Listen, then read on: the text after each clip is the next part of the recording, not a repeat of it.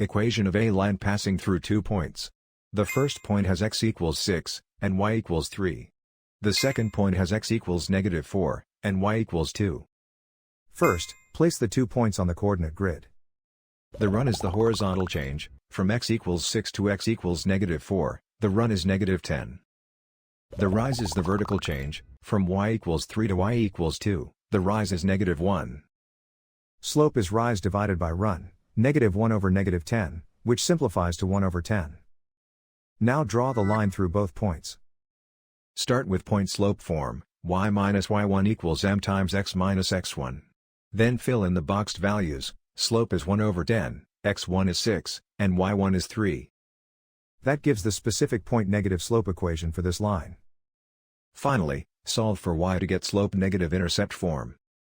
The graph and the equation describe the same line.